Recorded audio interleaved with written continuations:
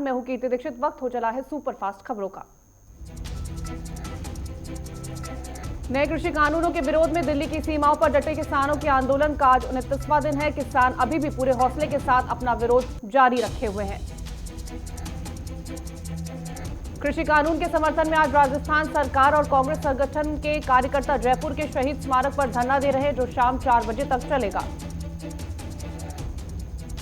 आज के धरने के बाद 5 जनवरी से राजस्थान में कांग्रेस गांव-गांव किसानों के पास जाएगी और केंद्र के कृषि कानून की खामियां बताएगी। आज शाम को सीएम गहलोत की तरफ से राजस्थान में कांग्रेस और कांग्रेस समर्थित विधायकों के लिए रात्रि भोजन का आयोजन किया जाएगा। इस दौरान गहलोत कैंप के अलावा पायलट कैंप में विधायक भी शामिल हैं। कोरोना वैक्सीन पर ड्रग्स डीसीजीआई ने बड़ा ऐलान किया है। डीसीजीआई ने सीरम इंस्टीट्यूट की वैक्सीन कोविशील्ड और भारत बायोटेक की वैक्सीन कोवैक्सीन को आपातकाल इस्तेमाल की अंतिम मंजूरी दे दी है। डीसीजीआई की मंजूरी के बाद अब ये दोनों वैक्सीन देश में आम लोगों को लगाए जा सकेंगे। बता दें कि एसईसी ने डीसीजीआई से कोविशील्ड और कोवैक्सीन के इमरजेंसी इस्तेमाल की अनुमति देने की सिफारिशें की थी। सपा मुखिया अखिलेश यादव ने कहा है कि वो कोरोना की वैक्सीन नहीं लगवाएंगे। अखिलेश ने कहा, मुझे बीजेपी की वैक्सीन पर भरोसा नहीं है। हालांकि जब बीजेपी ने उन्हें चारों तरफ से घेरा तो अखिलेश यादव ने ट्वीट कर कहा कि उन्हें वैज्ञानिकों की क्षमता पर पूरा भरोसा है, लेकिन बीजेपी की ताली थाली वाली अवैज्ञानिक सोच पर बिल्कुल भरोसा नहीं है। अखिलेश के बयान पर केंद्रीय मंत्री अनुराग ठाकुर ने कहा कि वैक्सीन के लिए दुनिया भर के वैज्ञानिकों ने रात दिन लगाए हैं, लेकिन अखिलेश अपनी डूबती राजनीति बचाने के लिए दुर्भाग्यपूर्ण बयानबाजी कर रहे हैं। अखिलेश के बयान पर उमर अब्दुल्ला ने कहा कि मैं औरों के बारे में नहीं जानता, लेकिन जब मेरी बारी आएगी तो मैं अपनी बाह उठाकर खुशी खुशी कोरोना की वैक्सीन लगवा लूंगा। उमर अब्दुल्ला ने कहा कि जितने लोग वैक्सीनेशन करवाएंगे देश और अर्थव्यवस्था के लिए उतना अच्छा है। वैक्सीन किसी राजनीतिक पार्टी की नहीं है, ये मानवता के लिए है। अखिलेश के बयान के बाद उनकी पार्टी नेता आशुतोष सिन्हा ने विवादित टिप्पणी देते हुए कहा कि हो सकता है बीजेपी वाले बाद में कह दे कि हमने जनसंख्या कम करने और नपुंसक बनाने के लिए वैक्सीन लगा दी। राजस्थान के स्वास्थ्य मंत्री रघु शर्मा ने कहा कि राज्यों के पास पैसा नहीं है, इसलिए केंद्र सरकार की ओर से फ्री में वैक्सीन लगाने का ऐलान किया जाना चाहिए। मध्य प्रदेश में शिवराज सरकार का तीसरा कैबिनेट विस्तार आज होने जा रहा है। तमाम राजनीतिक चर्चाओं के बीच राज्यपाल आनंदीबेन पटेल 2 से 3 मंत्रियों को शपथ दिला सकती हैं। बीजेपी के राष्ट्रीय अध्यक्ष जेपी नड्डा इस महीने फिर बंगाल का दौरा करेंगे। सूत्रों के मुताबिक जेपी नड्डा 9 जनवरी को बंगाल जाएंगे। बंगाल जाने से पहले नड्डा कल गुजरात जाएंगे। गुजरात में नड्डा एक कार्यक्रम में शिरकत करेंगे और आरएसएस कोऑर्डिनेशन कमेटी की 5 से 7 जनवरी तक चलने वाली मीटिंग में शामिल होंगे। बीजेपी अध्यक्ष नड्डा के बाद गृह मंत्री अमित शाह 30 जनवरी को बंगाल जाएंगे। जानकारी के मुताबिक अमित शाह उत्तर 24 परगना में मटुआ समुदायों की रैली को संबोधित करेंगे। हाल ही में बीजेपी में शामिल हुए शुभेंदु अधिकारी ने कहा कि पश्चिम बंगाल की जनता बदलाव चाहती है और यहां पर बीजेपी की सरकार बनने जा रही है। बंगाल के लोग पीएम मोदी के लिए वोट करेंगे। ममता सरकार पर निशाना साधते हुए उन्होंने कहा कि टीएमसी प्राइवेट लिमिटेड कंपनी है। ममता बनर्जी उसकी चेयरपर्सन है और अभिषेक बनर्जी इसके मैनेजिंग डायरेक्टर है। दुनिया भर के राजनेताओं की लोकप्रियता पर नजर रखने वाली कंपनी मॉर्निंग कंसल्टेंट ने अपने सर्वे में कहा कि 75% लोगों ने प्रधानमंत्री नरेंद्र मोदी के नेतृत्व पर भरोसा जताया है।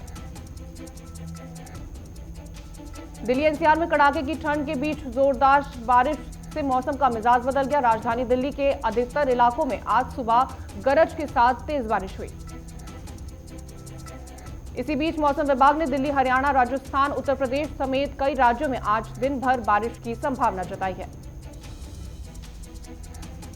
उत्तर प्रदेश के ज्यादातर इलाके जबरदस्त ठंड और शीतलहर की चपेट में है। मौसम विभाग के मुताबिक पूर्वी उत्तर प्रदेश में 4 से 5 जनवरी को घना कोहरा छा सकता है।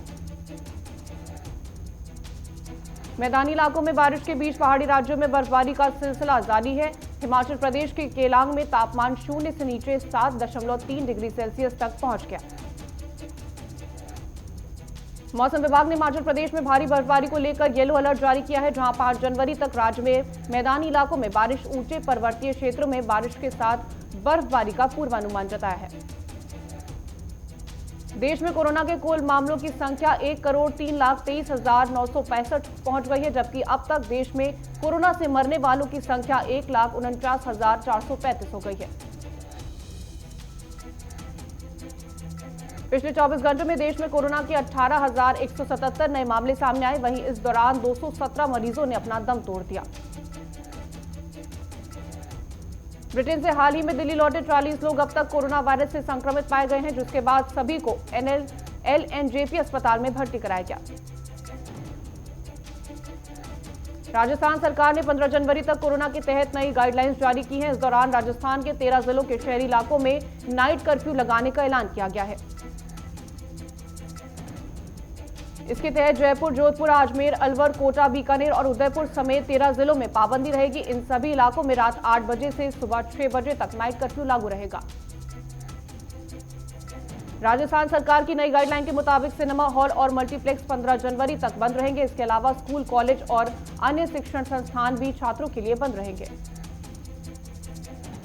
महाराष्ट्र में ठाकरे सरकार औरंगाबाद शहर का नाम बदलकर संभाजी नगर करने जा रही है। शिवसेना पार्टी ने अपने मुखपत्र सामना में एक आर्टिकल में इसके फैसले के बारे में बताया।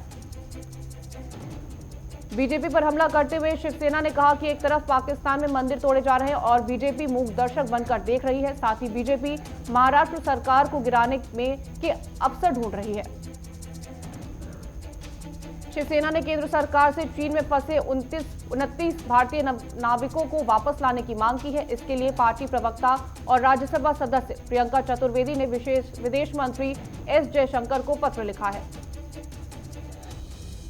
प्रियंका चतुर्वेदी ने कहा कि दोनों देशों के बीच व्यापारिक विवाद में नागरिकों को बलि का बकरा नहीं बनाया जा सकता है। उन्होंने कहा कि इस गतिरोध को जल्द से जल्द हल करके नाविकों को घर वापस लाना चाहिए। रामलला के भव्य मंदिर निर्माण के लिए निधि संग्रह अभियान को Guinness book of world record में दर्ज कराया गया है। 43 दिनों में विप और साधु संत देश भर में 11 करोड़ हिंदू परिवार धन संग्रह के लिए संपर्क करेंगे। टीडीपी प्रमुख चंद्रबाबू नायडू अपने समर्थकों के साथ रामतीर्थम मंदिर पहुंचे। इस दौरान उन्होंने रामतीर्थम श्री राम की मूर्ति के विध्वंस की निंदा करते हुए सरकार को दोषी ठहराया। मशहूर कार डिजाइनर दिलीप छाबड़िया आगे भी पुलिस हिरासत में रहेंगे। कोर्ट ने छाबड़िया को 7 जनवरी तक पुलिस हिरासत में रखने की अनुमति दी है। भारत और फ्रांस के बीच संयुक्त युद्धाभ्यास स्काई रोज 19 से 25 जनवरी के बीच आयोजित किया जाएगा। यह युद्धाभ्यास वायुसेना की फायरिंग रेंज में आयोजित किया जाएगा। तमिलनाडु पुलिस ने चीन के 2 नागरिक समेत 4 आरोपियों को गिरफ्तार किया है। गिरफ्तार हुए चोरों शख्स ऐप के जरिए ज्यादा ब्याज पर लोन देते थे और वसूली के लिए धमकी भरे कॉल भी करते थे। जमशेदपुर प्रेमी जोड़े ने एसएसपी कार्यालय पहुंचकर सुरक्षा की मांग की। कहा कि लड़की के पिता नहीं चाहते कि हम लोग साथ रहें। पंजाब के मेहतपुर वार्ड नंबर 9 से पार्षद पद के लिए उम्मीदवार सतीश कुमार ने कहा कि पार्षद बनने पर गांव के हित में काम करूंगा और जनता की सेवा के लिए दिन रात खड़ा रहूंगा। उत्तराखंड के विधानसभा अध्यक्ष प्रेमचंद अग्रवाल ने नए साल का कैलेंडर जारी किया है। इस मौके पर शहरी विकास मंत्री मदन कौशिक भी मौजूद रहे। देवरिया में 25 लाख रुपए के गांजे के साथ 6 आरोपियों को पुलिस ने गिरफ्तार किया है। झज्जर पुलिस ने 2.5 क्विंटल गांजे के साथ 2 लोगों को गिरफ्तार किया। गांजे की कीमत 25 लाख रुपए बताई जा रही है। हमीरपुर में पिछले कुछ दिनों से ठंड बहुत बढ़ गई है। दुकानदारों को अपनी दुकानों के बाहर आग जलाकर ठंड से बचाव करते हुए देखा गया। सिवनी के घनसौर के एसबीआई बैंक की 1 महीने सभी एटीएम मशीनें बंद पड़ी हुई हैं, जिसकी वजह से ग्राहक परेशान है। सिंगरौली में साइबर सेल ने 9,50,000 के खोए हुए स्मार्टफोन बांटकर 74 आमजनों के चेहरों पर खुशी लौटाई। आपके सह प्रभारी राघव चड्ढा मोगा पहुंचे। चड्ढा ने कैप्टन अमरिंदर सिंह को डबल स्टैंडर्ड बताया और कहा कि कैप्टन अमरिंदर सिंह खुद ये कृषि कानून बनाने वाले कमेटी के मेंबर रहे हैं। उत्तराखंड के शहरी विकास मंत्री मदन कौशिक कांग्रेस पर तंज कसते हुए नजर आए। कहा कि कांग्रेस का अस्तित्व धीरे धीरे देश से खत्म होने लगा है। बांदा में विधायक ने मजदूरों के साथ मिलकर कैबिनेट मंत्री का जन्मदिन मनाया और सभी मजदूरों को खिचड़ी खिलाई और कंबल बांटे गए। औरैया में डंपर और स्कूटी की भिड़ंत में 4 लोगों की मौत हो गई। चारों एक ही परिवार के बताए जा रहे हैं। पंचायत दिनेशपुर को प्रधानमंत्री आवास योजना में बेहतर काम करने के लिए प्रथम पुरस्कार दिया गया। देहरादून चिकित्सालय का निर्माण कार्य पूरा न होने और स्वास्थ्य व्यवस्था में ढिलाई के चलते कांग्रेस कार्यकर्ताओं ने दून चिकित्सालय का घेराव किया। रायपुर में मुख्यमंत्री बघेल ने धान खरीद मामले पर बयान देते हुए कहा कि पूर्व सीएम ने धान खरीदी पर गलतफहमी पैदा की है और राज्य के नेता षड्यंत्र कर रहे हैं। सरगुजा के 7 जिलों में वैक्सीनेशन का ड्राई रन किया गया। वहां के चिकित्सा अधिकारी ने एक ही दिन में 100 लोगों का वैक्सीनेशन करने का लक्ष्य रखा है। चूरू में स्वच्छ भारत मिशन के तहत 6 ई रिक्शा का उद्घाटन किया गया। कांग्रेस कमेटी के महासचिव ने हरी झंडी दिखाकर ई रिक्शों को शहर के लिए रवाना किया। लुधियाना में बीजेपी प्रधान अश्विनी शर्मा ने आरोप लगाया है कि राज्य में कानून व्यवस्था का बुरा हाल है और वहां की ट्रेनों को रोका जा रहा है। जोधपुर में एसओजी की टीम पर लगातार अवैध रूप से डीजल बेचने पर कार्रवाई की गई। फिलहाल 2 लोगों को गिरफ्तार किया गया। दुमका पुलिस ने टीम बनाकर विभिन्न स्थान पर छापेमारी की, जिसमें 8 साइबर अपराधियों को पकड़ा गया।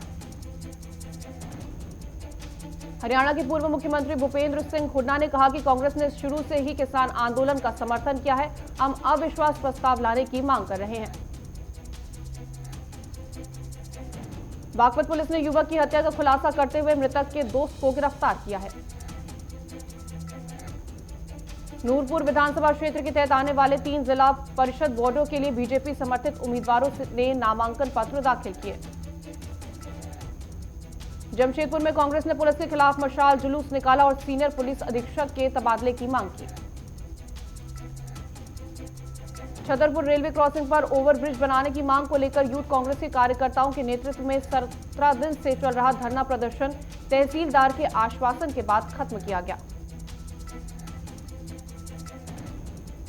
कोसली के विधायक लक्ष्मण यादव ने राज्य सरकार की ओर से मिलने वाली सुविधाओं के बारे में लोगों को जागरूक करने के लिए निःशुल्क मोबाइल वैन को बीजेपी का झंडा दिखाकर रवाना किया। मध्य प्रदेश के पूर्व मंत्री उमाशंकर गुप्ता ने लव जिहाद कानून को लेकर कहा कि इस कानून के लागू होने से हजारों बच्चियों की जिंदगी तबाह होने से बच जाएगी। कर्नाटक के कांग्रेस प्रदेश अध्यक्ष डीके शिव कुमार ने ग्राम पंचायत चुनाव में जीत दर्ज करने वाले कैंडिडेट्स को शुभकामनाएं दी और बीजेपी सरकार को आड़े हाथों लिया। जोधपुर में पुलिस ने बड़ी कार्रवाई करते हुए टैंकर से अवैध रूप से बायोडीजल निकालकर बेचने के मामले में टैंकर चालक को गिरफ्तार कर टैंकर जब्त किया है। लखीसराय जिले के रहने वाले परमहंस झा ने 2021 को यादगार बनाने के अवसर पर कंबल वितरण किए।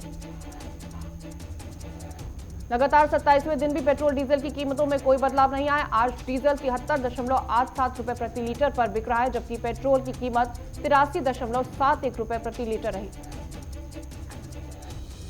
बिटकॉइन की कीमत $32,606 प्रति यूनिट पर पहुंच गई है। कोरोना के बाद मार्च में बिटकॉइन की कीमत $4,000 प्रति यूनिट के नीचे चली गई थी।